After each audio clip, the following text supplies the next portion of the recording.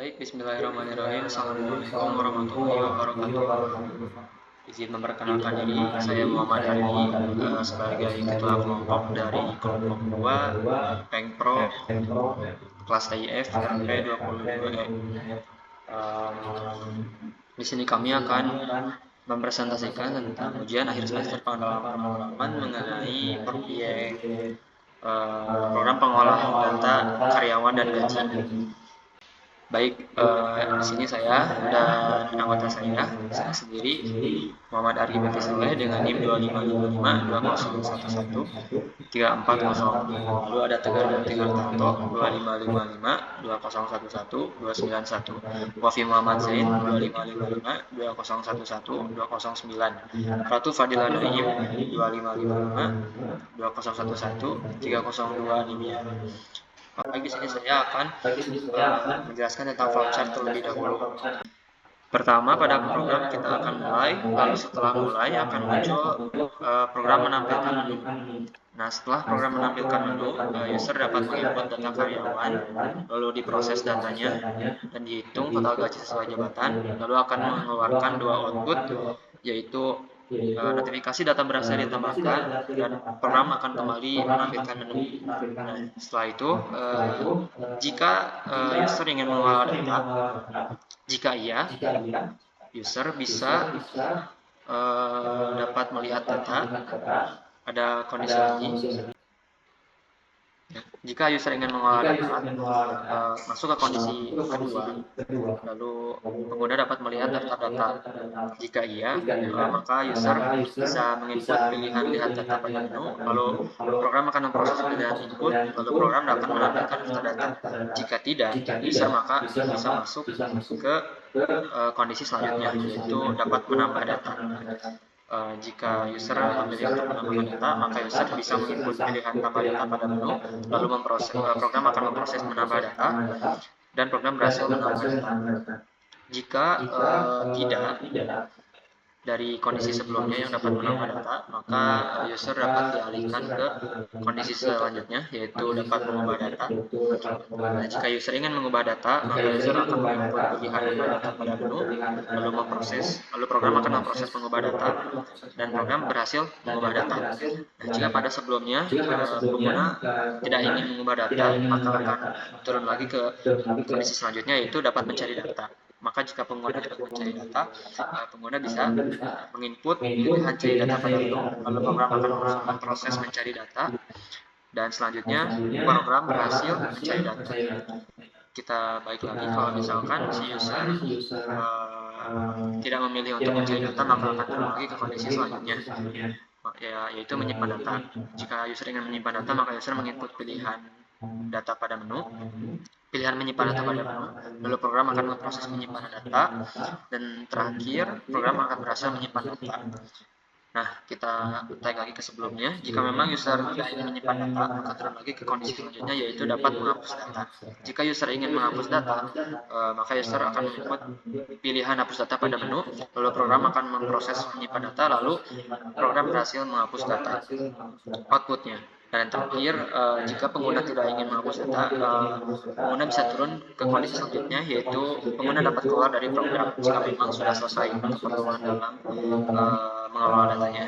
Jika iya, maka user harus menginput pilihan keluar pada menu, lalu program akan memproses keluar, lalu outputnya kita berhasil keluar dari program. Dan jika pengguna tidak ingin keluar, maka kita bisa kembali lagi ke fungsi yang di awal, yaitu apakah user ingin mengelola data atau tidak. Coba di scroll ke atas. Nah, jika dia kondisi seperti ini tidak mengelola data, jika user tidak ingin, maka akan langsung turun ke bawah. Coba scroll lagi ke bawah.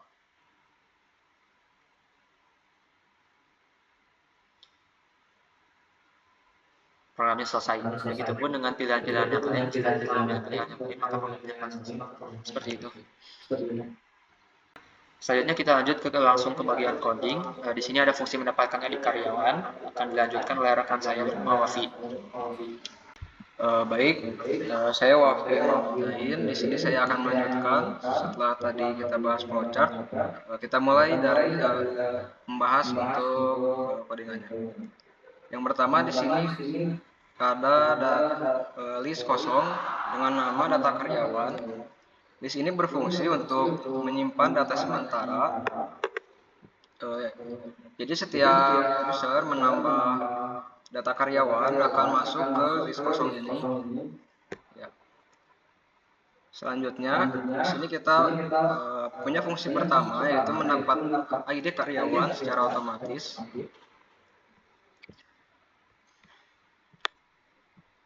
Di sini pertama kita punya variabel max underscore ID dengan nilai awal 0. Variabel ini akan kita gunakan untuk menyimpan ID terbesar yang sudah ada. Kemudian kita juga mengecek dari semua list data karyawan. Kita ambil satu persatu karyawan, lalu dibandingkan ID-nya dengan max ID. Kalau lebih besar, maka max ID kita perbarui dengan ID tersebut. Selanjutnya kita juga selain mengecek dari list, kita juga mengecek dari file dengan nama gaji karyawan.txt. Setiap pertama di sini setiap baris dibaca, lalu ID-nya diambil dibandingkan dengan max ID. Jika ID lebih besar, maka max ID diperbarui lagi. Selanjutnya ada expect file not found error. Jika file tidak ada, maka akan dilewati. Selanjutnya return max ID tambah 1. Jadi kesimpulannya, fungsi ini digunakan untuk mencari ID terbesar dari yang ada, baik di list maupun di file, lalu menambahkan satu supaya menghasilkan ID baru yang unik secara otomatis. Selanjutnya fungsi kedua ada fungsi tambah data karyawan. Di sini kita beri nama fungsi ini dengan nama tambah data. Fungsi ini dipanggil setiap kali kita ingin menginput karyawan baru. Pertama kita memanggil fungsi get next ID yang sudah sebelumnya kita buat. Fungsinya untuk membuat ID secara otomatis. Kemudian kita input nama. Kemudian pilih jabatan karyawan. Di sini ada 3. Pertama staff, supervisor, dan manager. Kemudian pilih di sini kita untuk jabatannya menggunakan percabangan. Jadi user hanya pilih 1, 2, atau 3. Selanjutnya ada gaji pokok berdasarkan jabatan. Jika jabatan staff, maka gaji pokok sebesar 3 juta, tunjangan 0. Jika jabatan supervisor, gaji pokok 5 juta, tunjangan 1 juta. Jika jabatan manajer, gaji pokok 8 juta dan tunjangannya 2 juta. Selanjutnya ada validasi lembur. Jika jabatan sama dengan staff, maka kita dapat mengisi jam lembur. Selain jabatan staff, tidak bisa memasukkan jam lembur. Di sini akan keluar hanya staff yang bisa boleh lembur. Selanjutnya untuk menghitung upah lembur, di sini untuk ininya jam lembur dikali 20.000. Selanjutnya untuk menghitung total gaji, pertama gaji pokok ditambah tunjangan ditambah upah lembur.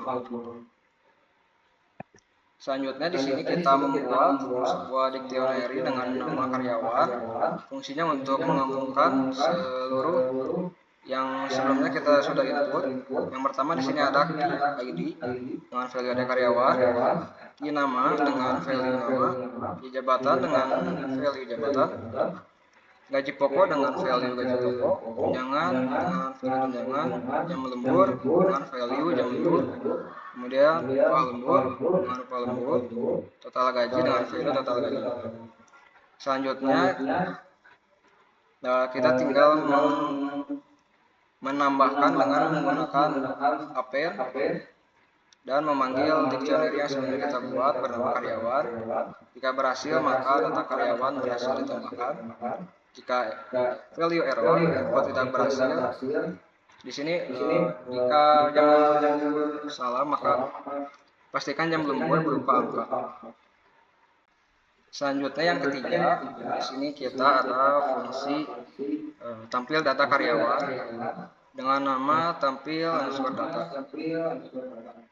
Pertama di sini ada ini jika data karyawan tidak ada, maka print data karyawan kosong. Jika karyawan ada, maka di sini kita menggunakan ulangan untuk memanggil satu persatu data karyawan.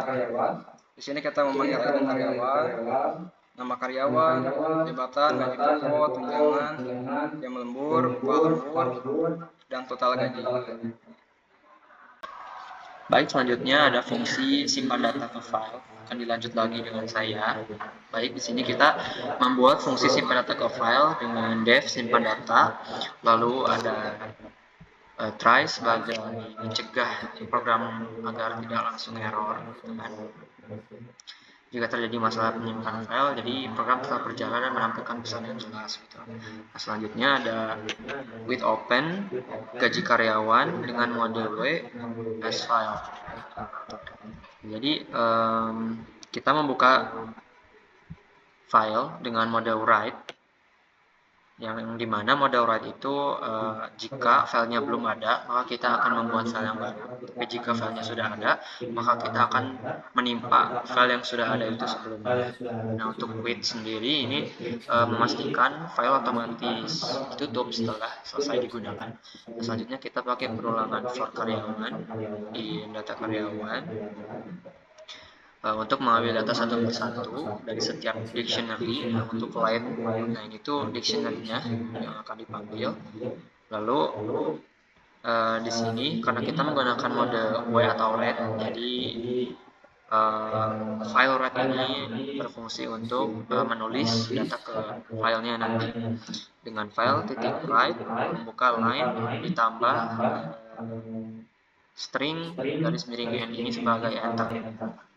Nah, selanjutnya maka akan memunculkan notifikasi print dengan bentuk print dengan string data karyawan berhasil disimpan ke file gaji karyawan.txt. Nah, lihat di bawahnya ini kita pakai accept permission error, file not found error, sama accept exception as a. Nah, untuk accept permission error ini berfungsi ketika kita gagal menyimpan dan tidak punya izin akses file. Untuk accept file not found error-nya akan berjalan ketika folder tujuan kita itu tidak ditemukan. Nah, untuk yang terakhir, file exception as a ini sebagai pengaman terakhir untuk menampilkan pesan error apabila terjadi error apapun itu nanti. Oke, itu untuk fungsi simpan data file. Oke, yang selanjutnya kita akan membahas mengenai fungsi ubah data karyawan berdasarkan nama. Yang pertama, dideklarasikan def ubah underscore data huruf buka nama. Fungsi ini dipakai untuk mencari karyawan berdasarkan nama, menampilkan menu perubahan data, mengubah data sesuai pilihan user, dan menghitung ulang gaji setelah data diubah. Untuk yang kedua, for karyawan dan data karyawan. Program ini mengecek satu persatu karyawan. Dan yang kedua, if karyawan nama titik lower sama dengan nama titik lower dipakai supaya pencarian tidak sensitif huruf besar atau huruf kecil. Yang selanjutnya, jika nama ditemukan, maka output akan menampilkan data ditemukan dan menampilkan juga pilihan apa yang akan kita pilih. Yang pertama ada nama, yang kedua ada jabatan, yang ketiga jam lembur, yang keempat semua data. Selanjutnya, user akan memilih pilihan antara 1 sampai 4. Jika user memilih pilihan 1, maka user akan memasukkan nama baru dan nama otomatis diubah menjadi huruf besar. Dan outputnya nanti hanya nama saja yang diubah. Jika user memilih pilihan kedua, maka user akan mengubah jabatan. Yang pertama ada staff, yang kedua ada supervisor, dan yang ketiga ada manager. Nanti user hanya memasukkan angka 1 sampai 3. Jika memilih angka 1, maka jabatannya berubah menjadi staff. Jika angka 2, jabatannya berubah menjadi supervisor, dan jika memilih angka 3, jabatannya berubah menjadi manajer. Jika memilih pilihan selain 1 sampai dengan 3, maka outputnya adalah pilihan tidak valid set staff. Fungsi yang ketiga, jika user memilih pilihan ketiga, maka user akan mengubah jam lembur. Dan untuk aturan penting di sini hanya staff yang boleh jam lembur. Supervisor dan manajer jam lemburnya sama dengan 0. Program juga menggunakan try except supaya input harus angka dan kalau salah muncul pesan error, yaitu input tidak valid. Dan untuk fungsi yang keempat, ubah semua. Jika user memilih pilihan keempat, maka pada pilihan ini nama diubah, jabatan diubah, jam lembur diatur ulang. Jika jabatan bukan staff, jam lembur otomatis 0. Ini mencegah kesalahan logika gaji. Oke, yang terakhir ada hitung ulang gaji setelah perubahan. Jika karyawan jabatannya staff, maka gaji pokoknya sama dengan 3 juta dan tunjangannya 0. Elif karyawan, jika jabatannya supervisor, maka gaji pokoknya 5 juta dan tunjangannya 1 juta. Dan yang lain, gaji pokoknya 8 juta, tunjangannya 2 juta. Lalu di sini ada fungsi untuk menambahkan upah lembur sama dengan karyawan jam lembur dikali 20.000. Berarti fungsi ini hanya untuk staff yang jika memasukkan jam lembur. Nanti total gajinya adalah gaji pokok ditambah tunjangan ditambah upah lembur. Setelah user menginput semuanya, maka output yang nanti akan keluar adalah gaji pokok, tunjangan, upah lembur, dan total gaji. Lalu print juga data karyawan yang berhasil diubah. Berikut kita membuat fungsi hapus data berdasarkan nama. Berikut ada def hapus data berparameter nama yang mengartikan menghapus data berdasarkan nama. Selanjutnya ada fungsi for i karyawan ini enumerate data karyawan. Ini mengartikan kita mengambil data indeks dan data karyawan secara bersamaan gitu, agar berurutan untuk menghapusnya nanti. Nah, terus if karyawan nama lower sama dengan nama lower. Ini berfungsi untuk mengubah semua huruf menjadi huruf kecil. Ini untuk meminimalisir terjadinya error ketika nanti diinputkan huruf besar atau kecil. Biasanya akan terjadi ketidakcocokan. Hal ini akan dibuat kecil, jadi meskipun nanti inputnya kapitalnya besar, sisanya kecil, nanti bakal tetap kecil di inputkannya agar tidak terjadi error. Nah, terus untuk del data karyawan, itu fungsinya untuk menghapus data karyawan. Lalu print nanti perintahnya keluar data karyawan berhasil dihapus. Nah, jadi untuk data karyawan ini untuk menunjukkan data keberapa yang mau dihapus. Lalu di return dan akan mengeluarkan print data karyawan tidak ditemukan jika yang diinputkan datanya tidak ada. Fungsi cek data karyawan di file. Dalam fungsi data karyawan di file ini menggunakan try dan read open supaya program tidak crash jika file hilang dan otomatis menutup file setelah dibaca. Selanjutnya, baris teks dipecah menggunakan split agar program bisa mengenali nama yang mana ada nama, jabatan, hingga total gaji.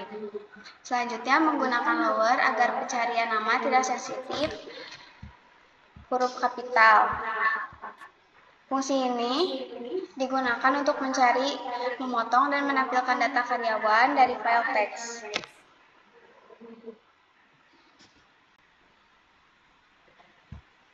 Selanjutnya ada fungsi cari data karyawan berdasarkan nama.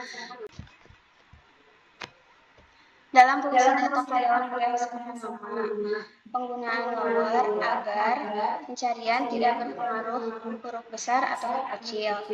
Begitu nama yang cocok ditentukan, data langsung ditampilkan dan fungsi dihentikan. Lalu menggunakan F-string untuk menampilkan rincian gaji secara rapi dan menyediakan pesan error jika data tidak ditemukan.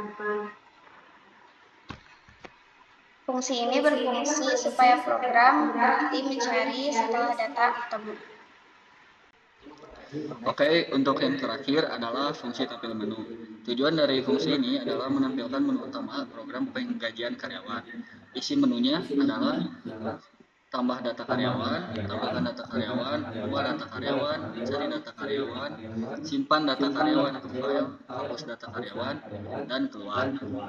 Di sini user hanya bisa memilih dari angka 1 sampai dengan 7 sesuai dengan kebutuhan yang dibutuhkan oleh user. Nah, di sini juga terdapat perintah accept exception as yang nantinya jika user memilih selain dari angka 1 sampai dengan 7, maka printout yang dikeluarkan adalah terjadi kesalahan pada input menu.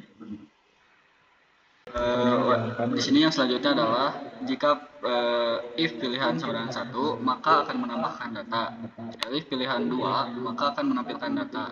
If pilihan 3, maka akan mengubah data dengan memasukkan nama karyawan yang ingin diubah. Jika elif pilihan sama dengan 4, maka akan mencari data dengan memasukkan nama karyawan yang ingin dicari. Elif pilihan 5, maka akan menyimpan data. Elif pilihan sama dengan 6, maka akan menghapus data karyawan yang ingin dihapus. Dan jika elif pilihan 7, maka akan keluar dari program. Selain dari pilihan 1 sampai dengan 7, maka printout akan menampilkan pilihan tidak valid dan silakan coba lagi. Baik, yang pertama di sini kita akan menjalankan fungsi dari tambah data dulu ya. Kita pilih nomor 1. Yang pertama di sini kita akan menginput nama karyawan, misalnya enter. Kemudian pilih jabatan karyawannya, mau staff, supervisor, atau manager. Di sini kita manager, coba. Setelah ini maka data karyawan berhasil ditambahkan. Selanjutnya kita mencoba untuk fungsi tampilkan data karyawan. Kita pilih nomor 2, kemudian enter. Nah, di sini langsung muncul semua data karyawan yang sebelumnya sudah diinput menggunakan fungsi tambah data karyawan. Di sini menampilkan ID karyawan, nama karyawan, jabatan, gaji pokok, tunjangan, jam lembur, upah lembur, dan total gaji. Oke, yang selanjutnya kita akan mencoba untuk program untuk mengubah data karyawan, yaitu pilihan yang ketiga. Masukkan nama karyawan yang ingin diubah. Sesuai yang tadi sudah ditambahkan, namanya adalah Ijat. Oke, yang selanjutnya kita akan mencoba program untuk mengubah data karyawan, yaitu pilihan yang ketiga. Di sini kita masukkan input 3. Lalu masukkan nama karyawan yang ingin diubah. Sesuai dengan yang tadi sudah ditambahkan, yaitu nama karyawannya adalah Ijat. Coba kita masukkan Ijat.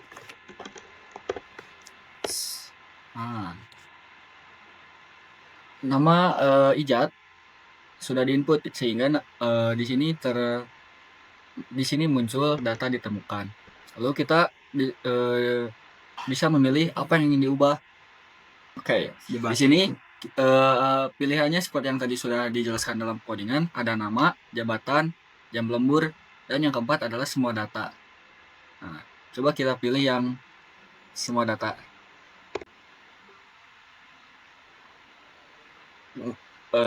Masukkan nama baru.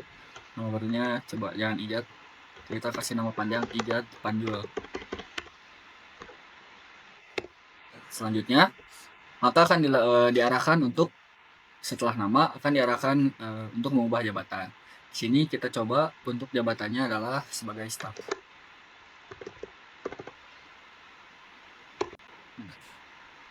Setelah kita memasukkan jabatan, maka akan diarahkan untuk memasukkan jam lembur khusus untuk staff. Sehingga kita coba masukkan 2 jam lembur.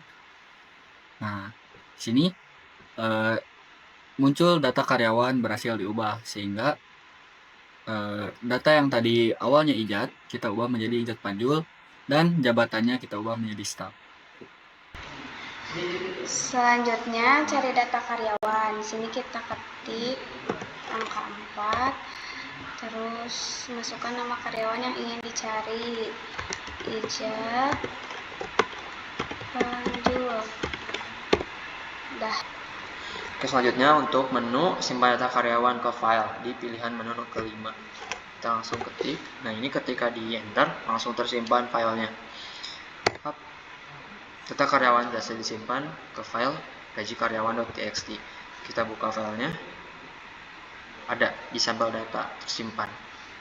Berarti untuk menu simpan data karyawan ke file ini berjalan.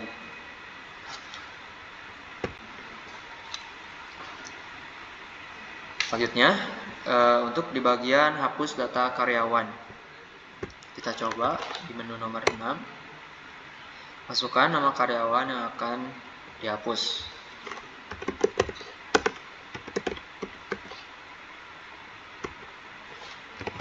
Kita coba salah aja dulu deh. Kita coba nama yang salah. Data karyawan tidak ditemukan, berarti untuk validasinya berjalan. Kita ketik lagi dengan nama yang benar.